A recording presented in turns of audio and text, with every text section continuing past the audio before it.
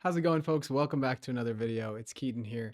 In this one, we're talking about what to do if your client says that the leads suck, or maybe what to do if you're running your own ads online and you're like, these leads are atrocious. This is a problem that has plagued marketers since the beginning of time, and I'm going to teach you how to overcome it today. It's not a quick fix. It's not a fly-by-night type of thing. It's actually quite difficult, and I've spent the last 2 years perfecting a system that I think is pretty close to as good as we're going to get here. It just is a matter of executing it now with my team. But I want to share that system with you that's worked for us and help you understand, both from a mindset perspective and from a tactics perspective, how to actually have success with online leads, because generating them for your clients is not enough. It really is not. You have to help them learn how to schedule them and how to close them if you want to have a successful long-term agency. It's just the reality of how the situation works, guys. So today we're not really going to be covering principles of lead generation. If you don't know how to generate leads yet, go figure that out. We're going to talk about principles of lead conversion and how to actually get them into the business that you're running ads for. So what I'm going to show you is a presentation I prepared for an orthodontic client of mine about how the whole customer journey works and how to have the right mindset and tactics around leads. So let's dive into it, guys. Okay, so here we are on my computer. This is how I think about generating leads online. They come from multiple different sources: Facebook, Instagram, Google, websites, people calling in. If you don't have a single place or a single sink, I like to call it, for these places to live, something's gonna get lost. People aren't going to get called back. Leads are going to get lost in some email that nobody ever checks, etc. And so the first step is to have a single sink. And what I recommend that sink be, if you're running a marketing agency, or really if you're running any business, is high level. Now, I have a white labeled version of high level called Lead Flow, but for purposes of today, I'm showing you guys, look, this is the best place for you guys to funnel the leads into. So once you figure out how to generate them on whatever platform you're generating them, funnel them into high level. And then once they're in high level, this is the process. There needs to be some automations immediately after the lead opts in. Then you'll likely call the lead, depending on the industry, and get them on the schedule. And then once they're on the schedule, there'll be some more automations.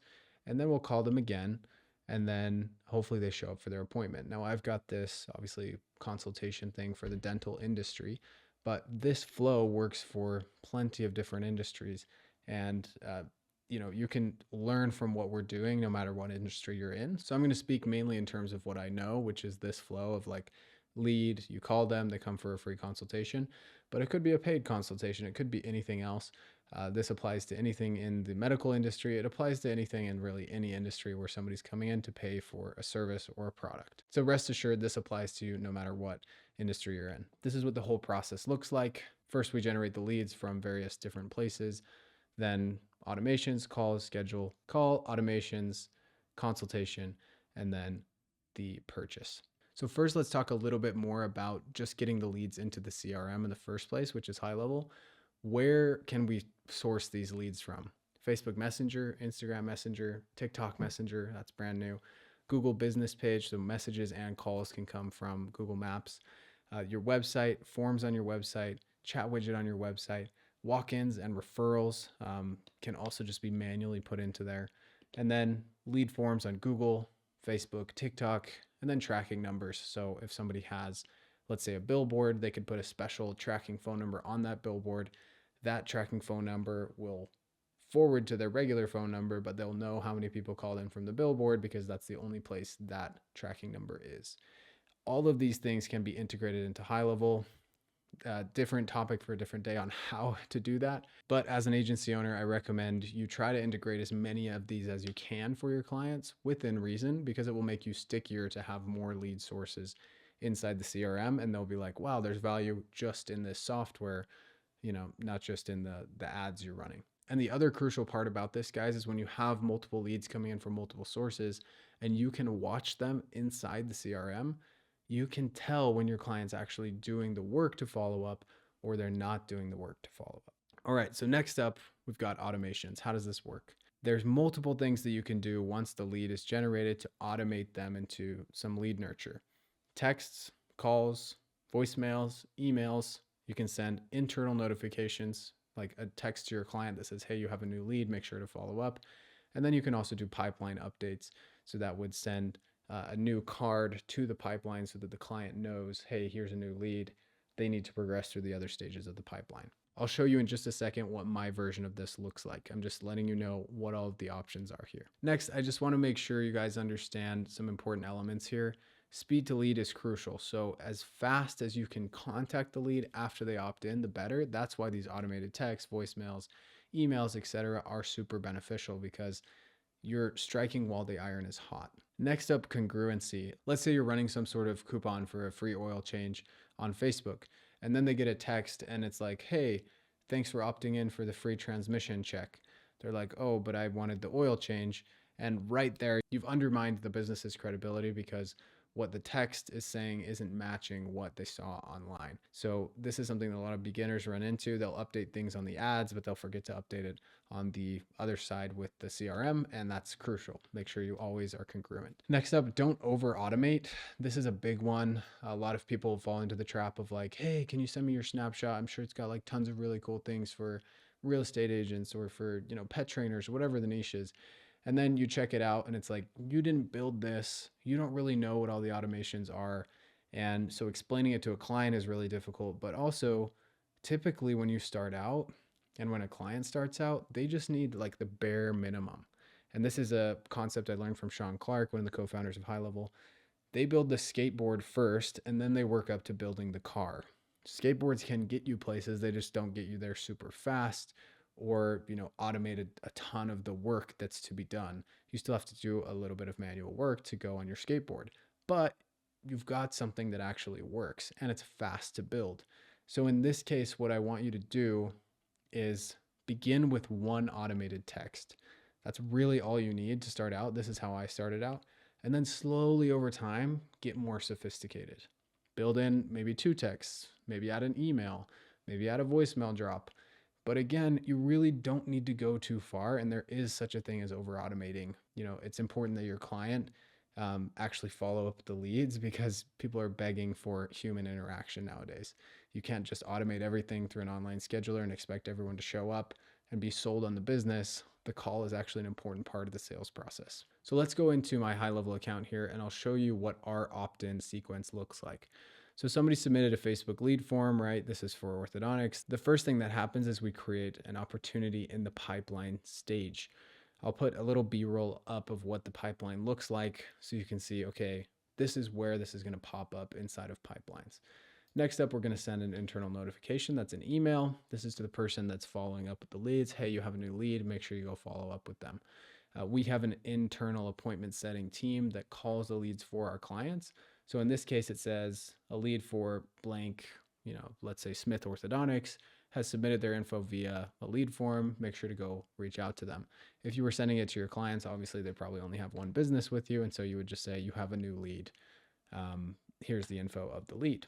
And all of these will dynamically update. So if it was John Smith, John Smith's phone number and email would be there. But if it was Jane Doe, then her name, phone number, and email would be here.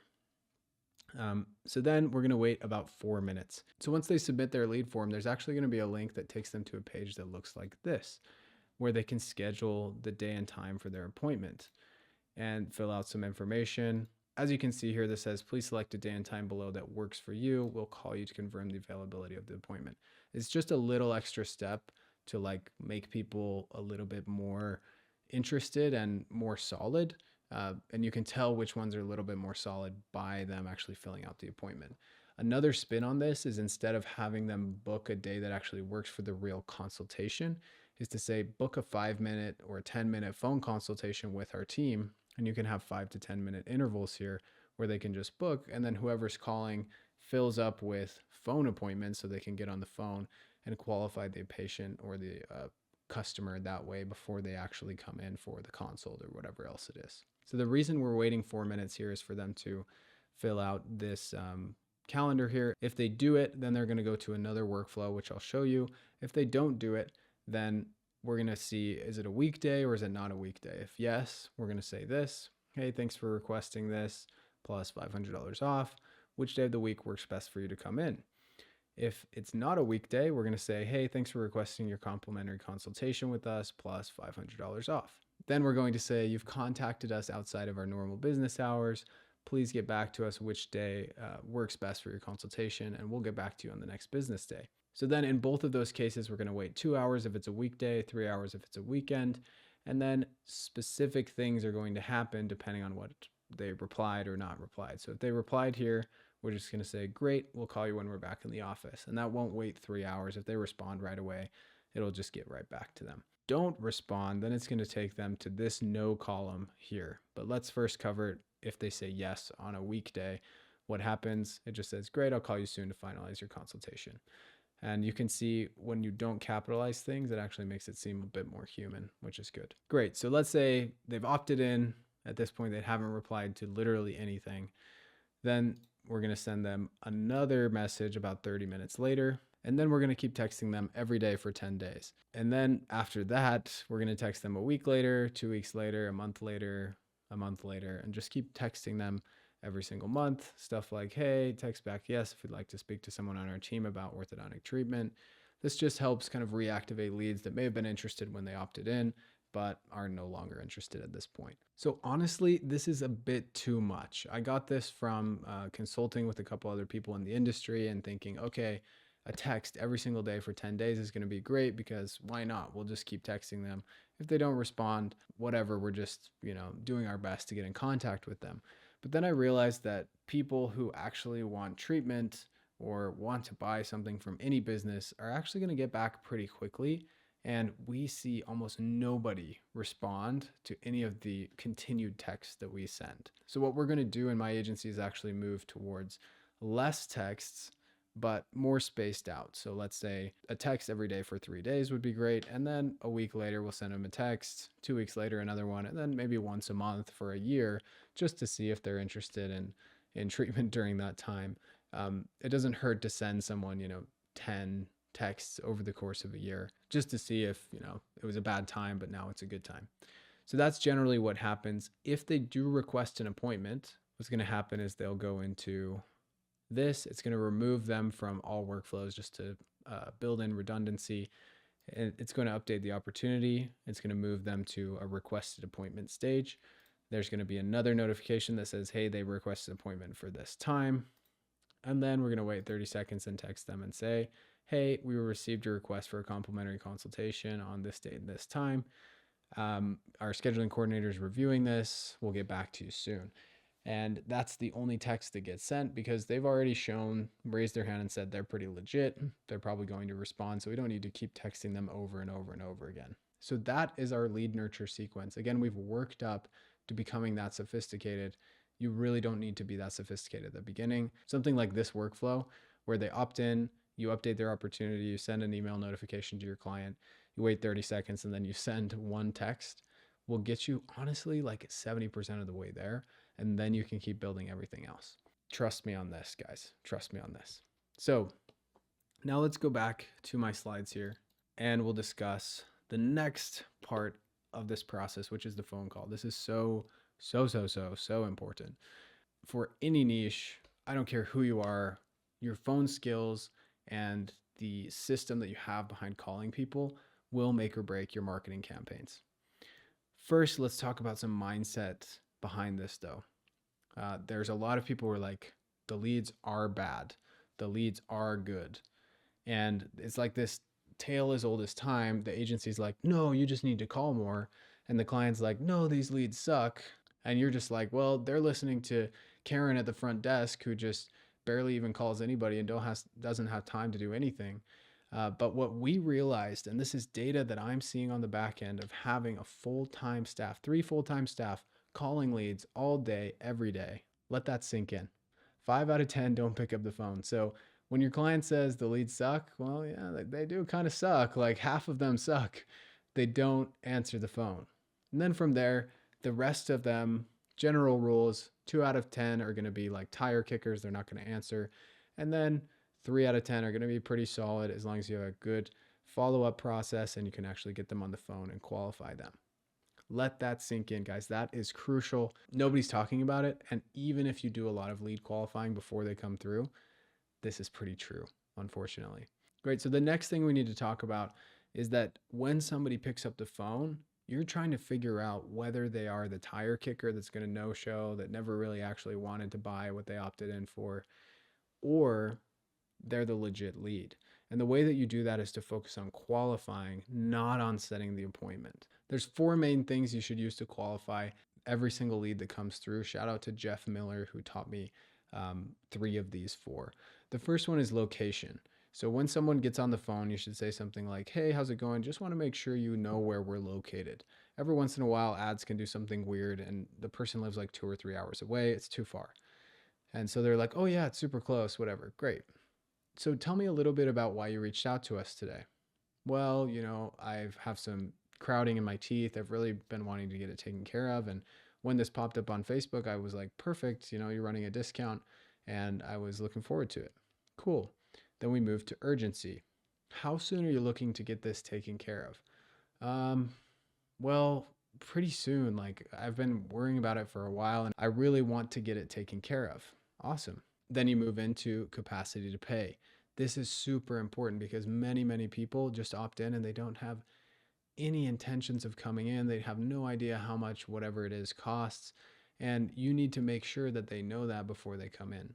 So in this case, you'd say something like, just so you know, Alexa, orthodontic treatment costs anywhere from $2,000 to $8,000. I don't know what your treatment will cost because we haven't seen you and the doctor hasn't done a specific evaluation on you. But we do have monthly payments starting at about $200 a month and down payments starting at about $500. Does that work within your budget? Then you wait to hear them out. If they're like, I'm not really sure, and you can just tell they're not super qualified, then you can say, there's no rush to make this appointment. If you need the time to save up some money, that's not a problem at all. You can reach back out to us when you're ready. Trust me when I say your client will love you for qualifying leads. The term that Jeff Miller uses for this is scrubbing the leads, which I think is the perfect name for it because that's what clients want at the end of the day. They just want to deal with the qualified customers who are ready to buy, know what they want, not the other 7 leads who just didn't even pick up the phone or were going to no show anyway. And then the last note here, guys, is to slow down and focus on the person. When you're just focused on making the appointment, you're going to rush through it and you're going to end up booking people that no show or just aren't serious. Lastly, 3 more points here when it comes to mindset. People who have money have jobs, so they're going to be hard to get in touch with during the day. You might have to call them in the evening. You might have to do it over text while they're on their lunch break. Be okay with that. Just because somebody's not picking up the phone doesn't mean they're not interested. It means that they're probably at their job. So be patient and realize that it might take a day or two to actually get somebody on the phone at the right time. The solid people do respond, and if you follow up with them immediately, typically they'll pick up because they're not at work if they're scrolling on social media, hopefully. Next up, we've got 2 calls equals 1 call attempt. Sometimes you can get past do not disturb filters on phones when you call twice in a row. That's why I recommend this. It's also just like makes you seem a little bit more serious when somebody opts in and 5 minutes later you call them twice.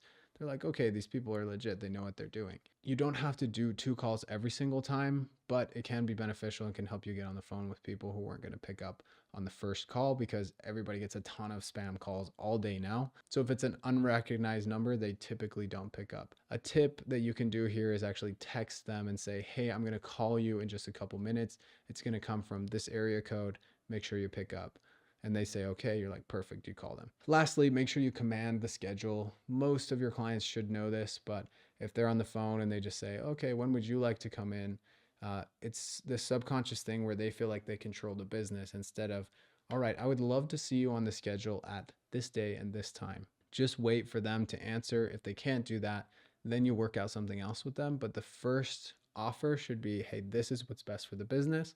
This is what we're going to offer you as far as an appointment slot. Great. So now let's talk about the call cadence and how aggressive you should be in reaching out to these leads. There's 2 sides to the spectrum. On the left, we have Karen at the front desk that doesn't care. She's got too much going on. And she says, if they care, they're going to call me. She's got order taker syndrome. And all she does is just answer the phone all day. So she doesn't want to do outbound calls. She doesn't want to chase leads that aren't interested. So somebody says, hey, I want, $20,000 implants in my mouth. She's going to be like, cool, call me. This is my number instead of calling them. That's the left side. The right side is none of these leads will pick up unless I call them 20 times. I'm just going to bang it out on the phone. These online leads want to be called. They said they were interested, so I'm going to call them all the time. This is also the wrong approach. These are two extremes that you have to find the right balance for. I recommend going a little bit to the right. So 3 to 4 call attempts and having a robust follow-up, but also realizing that every single person that answers the phone is not going to be qualified. So we need to make sure that they are. All right, so with that in mind, let's discuss how should this cadence actually look. So we're going to have day one, an auto text, 2 call attempts plus a text. So if they opt in the morning, call them in the morning, then call them in the afternoon. If they don't pick up either of those times, then you'll call the next day, you'll call the next day, and then a week later you'll call again. Make sure you send a text every time, leave a voicemail. You can call twice for each one of these call attempts if your client's up to it. Most clients probably won't do it, but if you have an internal appointment setting team, this is a solid SOP for them to follow. And again, the text can be automated, but when you're sending them out, depending on how people have answered before, then you probably want to make sure that the texts are at least a little bit customized. So a happy medium here is having a template that can be customized instead of just sending the same canned text every time.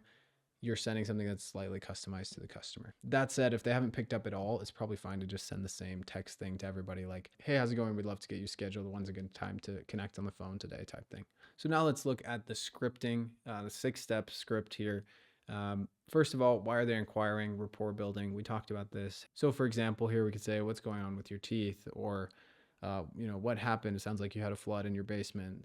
Tell me how we can help. Step 2, qualifying questions.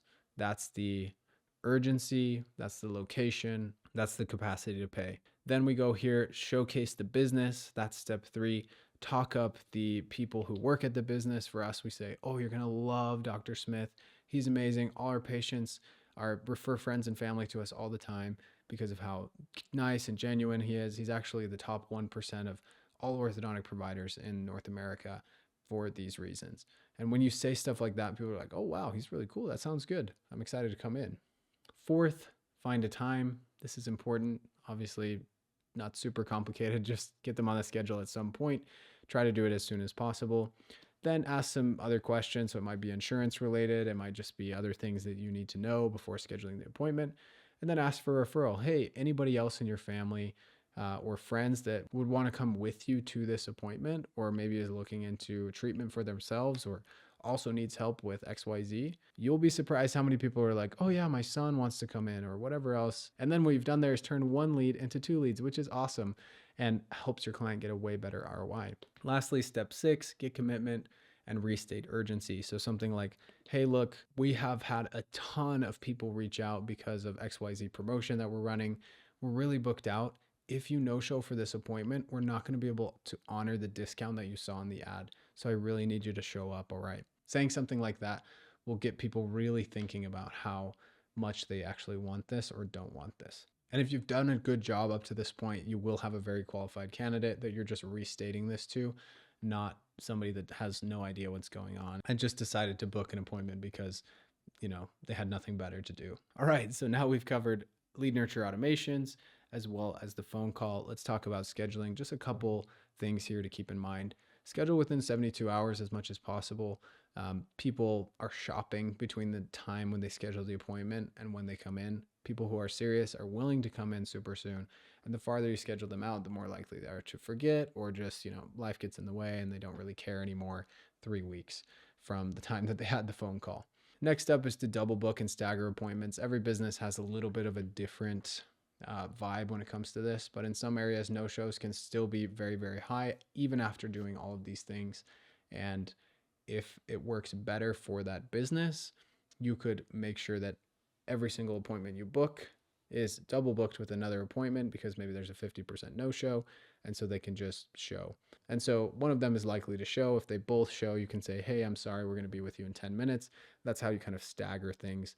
Again, depends on the industry, but something to think about if you just can't get the show rate to improve. One more thing we should discuss when it comes to scheduling appointments and the phone call is actually collecting payment beforehand. This works in some industries super well. In other industries, they, everybody does a free consultation. And so some people are super nervous about charging for them.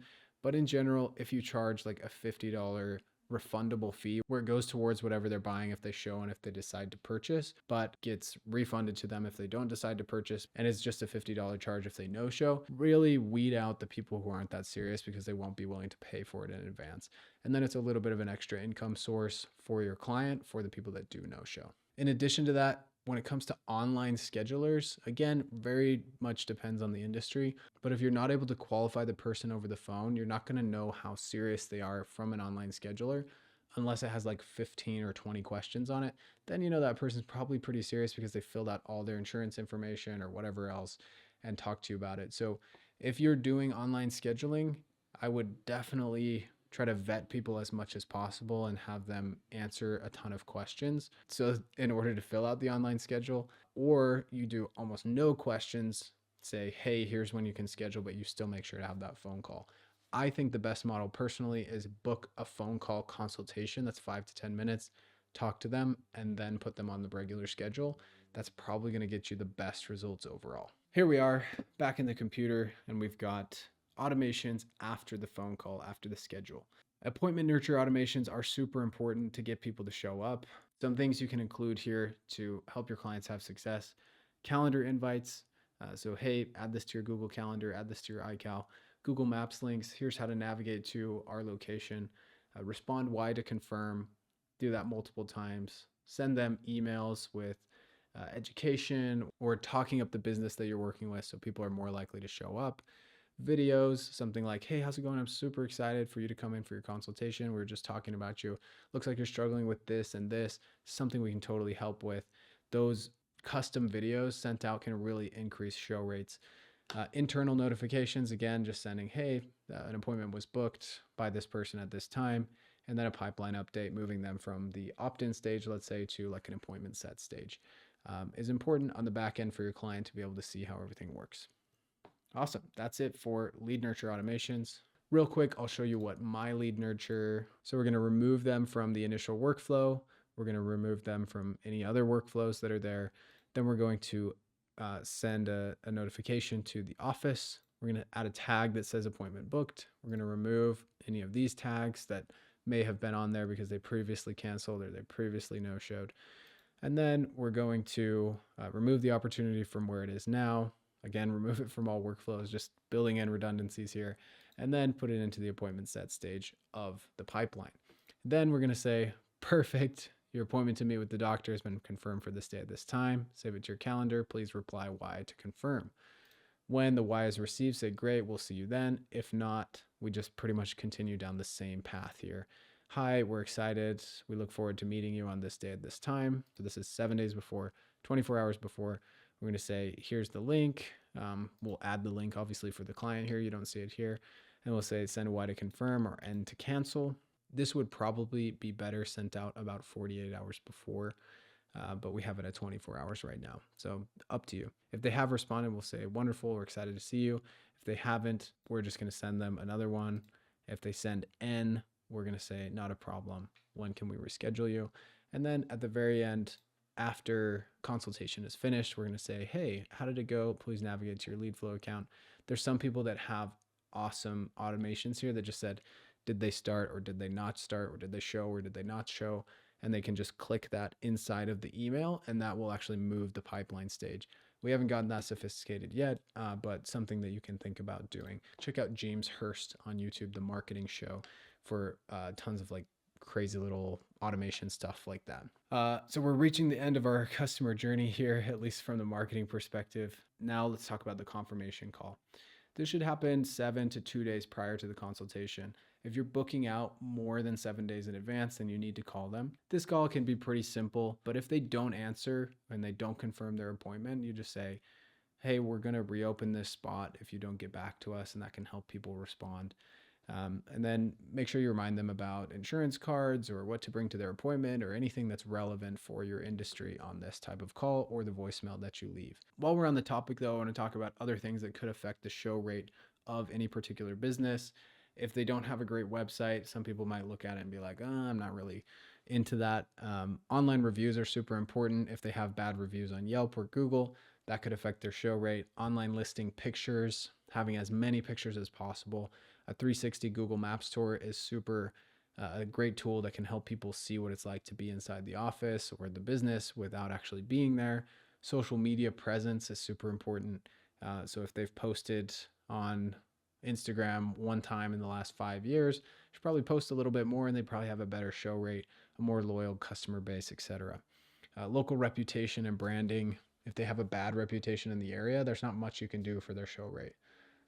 Sorry, hate to say it, but like people are going to book an appointment and then they're going to hear about it and then they're not going to show up or they're going to cancel. And then lastly, the location naming or appearance of the physical location. Some people like buy businesses and then the Google Maps link is a completely different name than what's actually outside the practice or the business. And so you've got to make sure everything matches. Again, congruency, super crucial here. I'll take myself off so you can read that whole screen. Okay, that's it for the confirmation call. Lastly, the consultation. This is very industry specific, but some things that we found helpful that you might be able to pass on to your clients. Mentioning money early on can be super helpful. People just, when you save the money discussion for the very, very end of whatever consult, it's like the anxiety builds and builds and builds. And instead you're just like, hey, we're going to talk about the price today very soon. Don't worry about that. I know it's probably on your mind. Rest helps people's minds go to rest a bit. And that's why we mentioned it on the phone call as well. Because if they're like, oh, something that's $5,000 is completely out of my budget right now, then and they don't have to waste their time coming in for the consultation, and you don't have to waste your client's time with somebody who wasn't going to buy anyway. They can come in when they're ready. Next up, think about balancing efficiency and customer experience. Some of my clients just are like 30-minute consults, doesn't matter, they just do it, and it's like this factory. Some of my other clients are like, oh, we can never do less than an hour because we need to sit down and really get to know the patient and teach them everything about their treatment, etc. I personally think about 45 minutes is actually ideal for most people. Some businesses can get away with 30 and they do really well. They build the relationship with the patient within that time and they have great prices. And it's just like, again, it's a factory, but it works for them. Some people want more of a patient connection or a customer connection, and that's okay. It just depends on what's right for them. So they've got to figure out how to balance that. Next up, optimize the payment plans for the market. Sometimes people are like, oh, I can never do less than like $1,000 down because then they're not serious and we end up having like collections problems later. Something to think about. A lot of other people will say, well, you start more people and you'll have less people that end up not paying later on, but you'll make more money in the long run. It really depends on the market is what I would say here. Next up, optimize the consultation room. So for gyms, for example, you could have like tons of before and after pictures of the successful people in that gym, reviews. For a doctor, you could have pictures of happy patients before and afters of whatever the procedure is, but also like his certificate from the universities he's graduated from, and those things that sort of subtly build authority behind whoever the salesperson is. And then lastly, avoid technobabble. This is like sales 101. Just talk like a normal person. Technobabble is just talking about the terms of your industry like you're a complete nerd and like not explaining anything to the patient or the client about what each thing means. And so Russell Brunson says a good way to get over this is to use a kind of like bridge. So the example he gives is ketosis. A lot of people really don't know what ketosis means. And so he says, when you eat this way, you eat the keto diet, then you move into ketosis, which feels amazing. It's like when you're in Pac-Man and instead of the ghost chasing you, you get the pellet and you're chasing the ghosts. That's what it feels like to be in ketosis. And people are like, oh, that makes so much sense. So explaining things in layman's terms can help a lot with sales conversion. Alrighty, folks. I hope this was helpful. This is a hard one lesson. So many mistakes that have been made and learning everything I shared with you today. So I really appreciate you watching. Please take and learn from my mistakes. Apply these things as soon as possible to all of your clients because it's going to help them get a better ROI. This is how you solve the problems of the lead sucking. You embrace, first of all, that half of them do suck. And then you build a really, really good system to convert the rest of those leads and disqualify the ones that aren't ready for whatever your client is selling. Thanks so much for tuning in today's video, guys. It really means a lot, and we'll see you next time.